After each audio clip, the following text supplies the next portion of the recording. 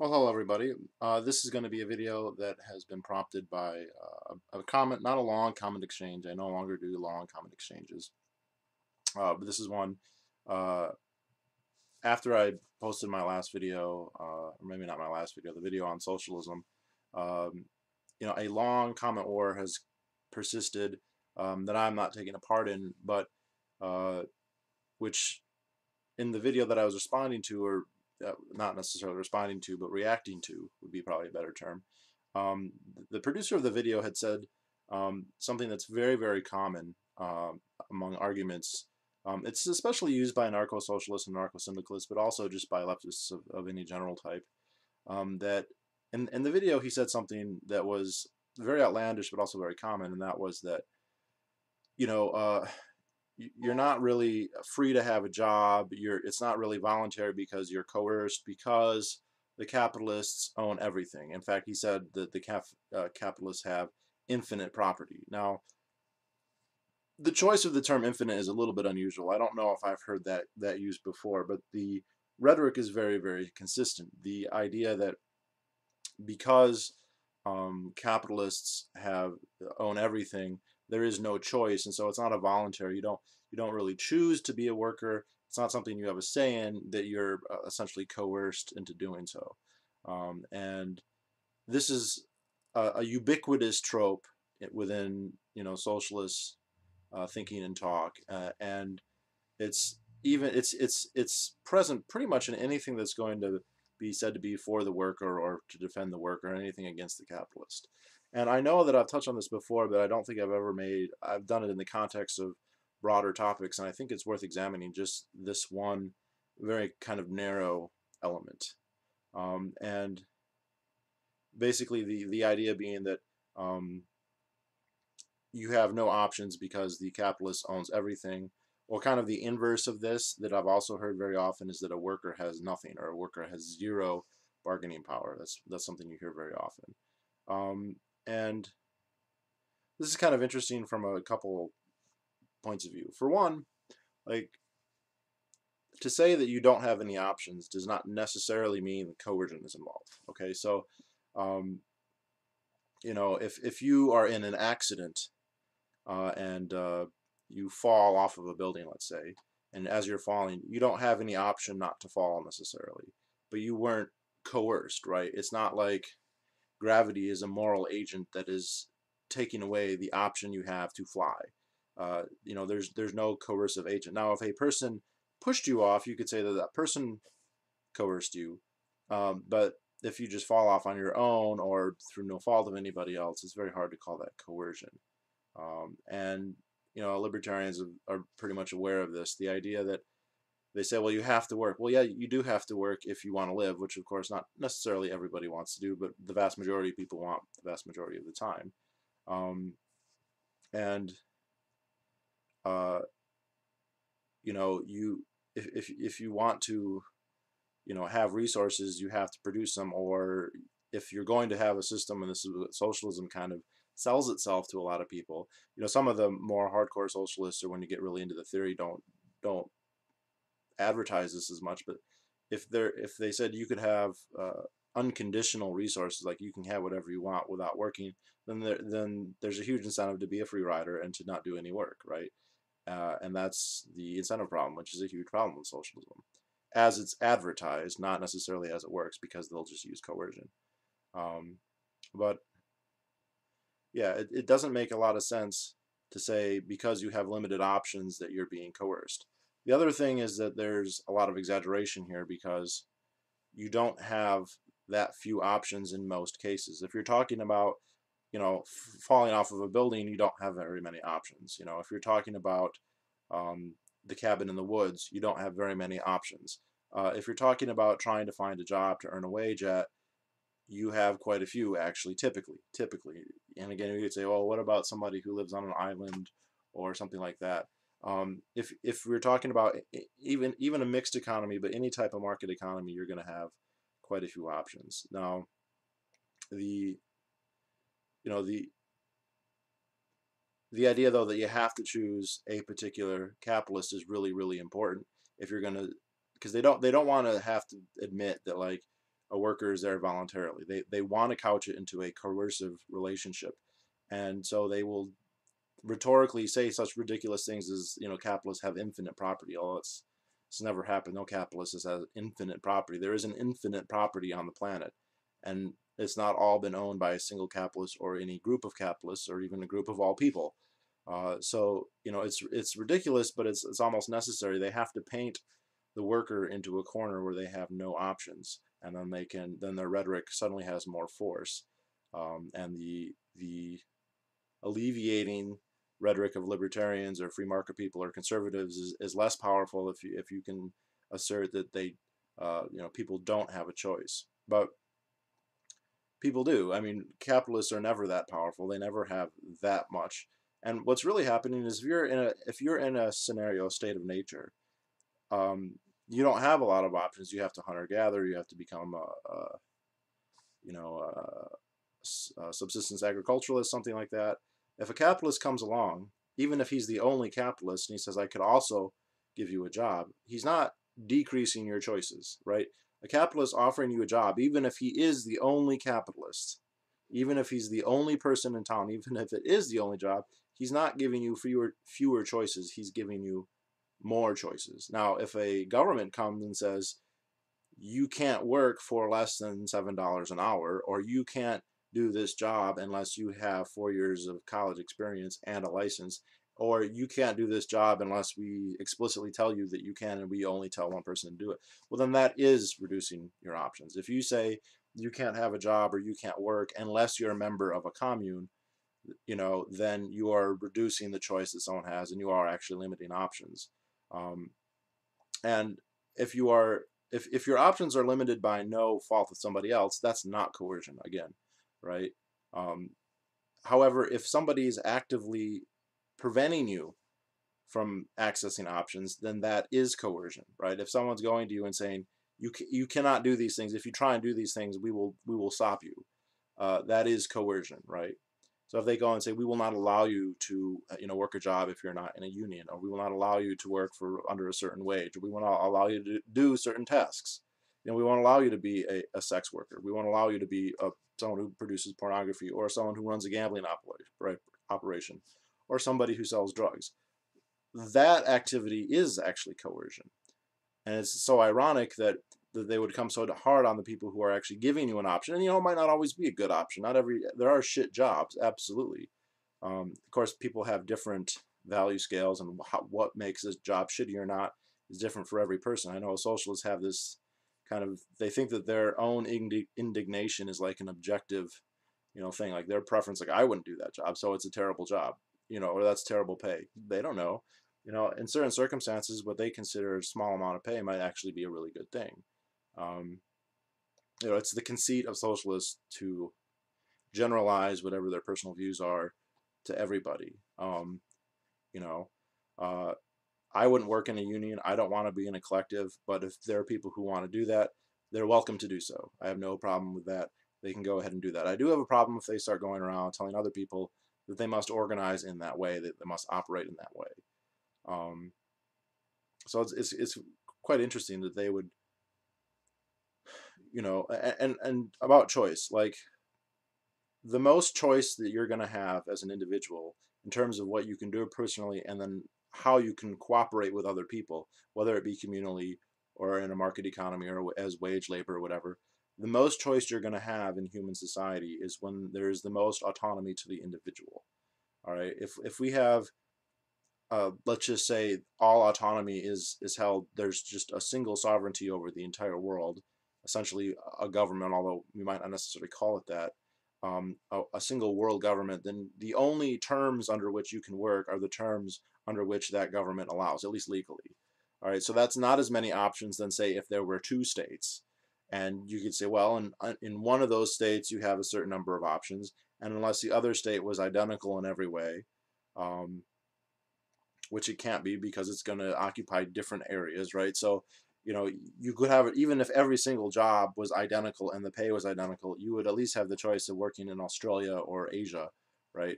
For different states. So, you have more choices when there's two sovereignties as opposed to just one. If there were 1,000 countries, you'd have that many more options. And if you get down to, obviously the most you're going to get here is to an individual, right? Which doesn't mean that every single individual is going to become an entrepreneur and own a company. What I'm saying is that there's more opportunity for there to be different types of arrangements than if you say, well, autonomy is only going to go down to the level of a collective, and that's going to be 500 people or 100 people or even 10 people. Well, if that's the rule, and in terms of options, if we're just not attaching a normative like positive negative value, you will have more options. You will have more options the smaller the number the autonomous unit is, right? So if the autonomous unit is 1,000,000 right now in the United States, okay, 300, there'd be 300 units, autonomous units that you could, choose to cooperate with. Okay, that's not, 300 is more than you're likely going to be able to try in your lifetime. Of course, if they're all pretty similar, it doesn't, maybe it's not that many choices. But if you say, well, the number isn't 1,000,000, it's 1,000, well, then all of a sudden, what would that be? 30,000, 3,000? Terrible at math.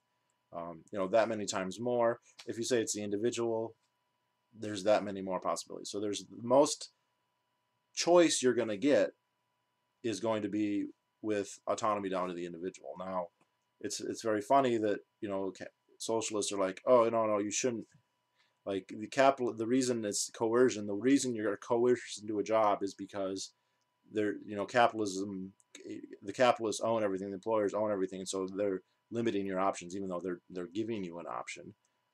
But then they're going to come and say, but we're going to limit it, and whatever it is. Look, it's so frustrating when you talk to, because I was talking to one on Reddit, and everything I said, he goes, well, I actually don't believe in that, and I don't believe in that, and I don't believe in that. It's like, okay, well, maybe you don't, but plenty of other socialists do, so I'm not going to, I can't say this is generally true of everyone, but if you're going to not go for the autonomy of the individual, which doesn't mean, again, it doesn't mean everyone's an atomistic person who doesn't work with anybody else. It just means they're the unit that makes decisions about what the type of cooperation is going to be. Is it going to be communal? And there probably will be communists. There just won't be very many, and won't be that successful in those situations. Maybe there are certain niches where it makes more sense, but it's mostly going to be entrepreneurs who hire employees. And again, to give a lie, like the idea that employees have zero say, if that was true, if that claim is true, then the employers would be able to dictate whatever they wanted. And if indeed employers only care about profit and don't care about anything else, then what would they dictate? They would dictate that the workers get paid nothing. You can't. You say that's ridiculous. Well, no. If a worker has zero say, has zero bargaining power, then employers could say you get paid nothing. And we look around, nobody gets paid nothing. And they say, well, that's the government. The government comes and says that there's minimums you have to pay people. Okay, fine. So if the only bargaining power people have are the minimums that the government have given it, then everybody would make minimum wage or whatever the government mandated minimums are. And again, that's completely false. The vast majority of people, over 90%, make more than minimum wage. So clearly the idea that individual employees have zero bargaining power is fallacious. And I think this comes from a very sloppy kind of use of analogies. So in a certain situation, say you're working at a job, like I used to work at fast food. I go in there, I clock in, I'm working, and at some point the boss or his delegate, the manager, is almost always a delegate, a manager, would say something like, hey, mop the floor or sweep the floor or clean the bathrooms or whatever else. And it sounds like, oh, it's on a whim and they can just order you to do anything, but only within the agreement that, they can't come and say slit your wrists or, work for 5 days in a row with no pay, or you don't get paid today, or anything like that. And to notice the amount of influence that they have in operations, and then think that extends to they control your life, to that it's completely, the rhetoric is just off the charts, crazy, and it's exaggeration and hyperbole, like taken to like amped up to such a high degree. And I think it's a lot of it is it's necessary. All right, so the arguments for socialism don't make a lot of sense unless you kind of couch things in these terms.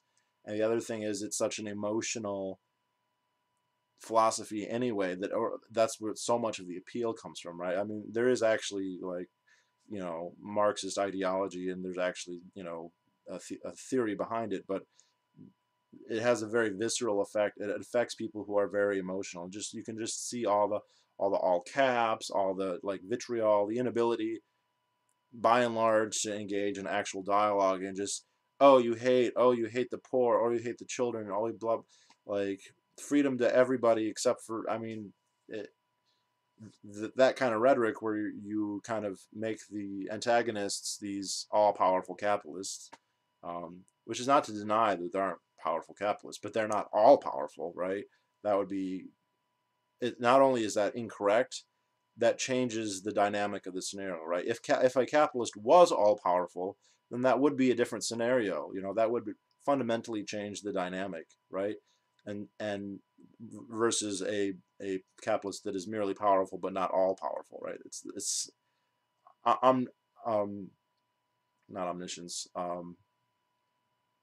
omnipresence, omnipotence is like is more powerful than powerful. It changes the dynamic considerably, you know, and so it's necessary to rhetorically couch it in those terms. Really emotional people aren't going to be swayed if you say, well, you know, workers have bargaining power and capitalists have bargaining power. Capitalists are giving you a choice, but it's not. And here's the thing, but it's true. A capitalist, when he offers you his job, is not giving you unlimited choices, right? If a capitalist says, here, you can come work for me, that does not mean you have a limitless, an infinite number of choices, although maybe in a certain sense you kind of do, but in terms of wage labor, you don't necessarily. There are an infinite number of employers, and a new employer offering you one new job or a couple new jobs, because maybe they're hiring different things, they don't give you limitless options. And this is kind of the other side of this, where they make it sound like you're coerced because you don't have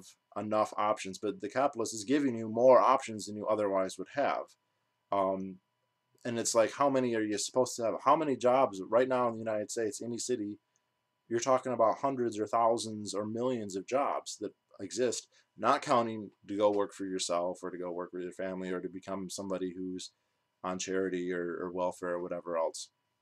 You know, we're talking about millions, but it's not limitless. It's not infinite, right? And if that's a critique, if you say, well, look, the capitalist is offering you a couple jobs, but he's not offering you, you know, an infinite number of options, so you're coerced in that sense. Well, is socialism gonna offer you an infinite number of options? You know, if the collective comes and says, you have to work with us, you have to work at our factory, that's not an infinite number of options. There's a limit. They're only offering you kind of one deal.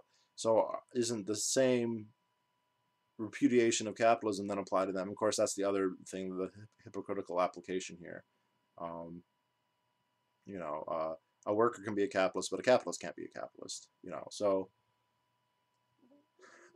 anyway, yeah, this is just, this rhetoric is super common. It's super ridiculous, and yet it's very persuasive. A lot of people are kind of swayed by this. I've known a lot. I mean, actually, this guy in this video was an ex-ANCAP, and I knew one other guy years and years ago who was a big Ron Paul libertarian. I don't know if he was ever an ANCAP, and he became a Marxist because you know, he said he sat down with a Marxist, and the Marxist is like, it's not voluntary to work. It's not voluntary because you don't have you don't have an infinite number of options, because you have to work for a capitalist or you have to starve. Which, again, not true. All right, literally not true. You can work for yourself. You can go on charity. You can go on welfare. You become a subsistence farmer or a hunter-gatherer. And if you can't do those things, if there are things that are blocking you, the thing that's blocking you is not the capitalist. All right, the ability of capitalists to prevent you from exploring these opportunities yourself, or to explore them with somebody else, the only way they're able to limit it is through the state. The state is what limits that, not capitalists. They don't have the power. They don't have the means. They don't have the resources. They don't have the ideological cover to make it legitimate for them to do that. So for some reason, this is something that some people, there's a certain logic. Like, it's true, you don't have an infinite number of options. this, of course, does not change if we have a Marxist government. You don't have an infinite number of options. If they promise, saying that they promise that they're going to give you room and healthcare regardless of what you do unconditionally, which of course creates like huge incentive problems. Even if they do offer you that, that doesn't mean you have unlimited options, right? You still have a limited number of options. So, you know, and I don't see why it's so terrible for a capitalist to simply give you more options, even if you don't particularly like those options. Even if you think, well, that's not a great option, it's better than not having that option there, right? And this kind of rhetorically comes back to the whole, I don't think, you know, as much as they have all this rhetoric of for the workers and for the little guy, they actually have contempt, and this is true of liberals. They really have contempt for the little guy, for the average person. They think that they're above them, and you can tell this because they don't think they should have options. They think that they should have to do whatever the preferences of the liberal, the high society, Democrat, or whatever it is. They think, no, no, no. I know what's best for you. I know that you shouldn't be a sex worker. I know that you shouldn't be a drug dealer. I know that you shouldn't work. You know, it's funny. Like, you can consent to have sex for free, but you can't consent to work for $5 an hour. Like, it's conceded to have that as your, you know, worldview, that I'm limiting your options, and then act like you're the philanthropist who is, you know, paving the way for someone's achievement by denying, by closing down opportunities for them, by destroying opportunity. And that's what the government does. It destroys opportunity. Is that necessarily intentional? I don't know, but that's and the same thing with these socialist ideas. They destroy opportunity. You know, a lot of them, the more utopian socialist ideas, if you're talking about like the TVP, they have a one vision for the world. This is, again, not all socialists, but the utopian socialists especially. They have a one world vision, and anything that does not approach that, anything does not work towards that or for that, is aberrant. And to use Peter Joseph's term, is aberrant and should be denied, even prosecuted, even eliminated, and that would, of course, be coercion, and that would also have utilitarian, you know, not very good results. It'd have terrible results. So, yeah, and it was funny though, is people actually came and defended this comment. Like, no, what are you talking about? Well, it's funny because the first people that I really read who had, you know, like the black and red flags, you know, rather than reply to the critique that capitalists don't have infinite property, just launched into rhetorical attacks against capitalists generally without actually replying to the point. But kind of my brief perusal of the comment debate that's still going on is that, you know, there are people who are still defending, no, like infinite's not, and it's not so much the term infinite, but it's the rhetoric of the all-powerful capitalist versus the no-power worker, you know, because that's the dynamic you have to have for the narrative to make any sense. Even though even then it doesn't really make sense, because the whole, you're not coerced because you lack options unless someone is taking those options away, and someone offering you a job is not taking an option away ever. So anyway, that's it, and I will talk to you all later.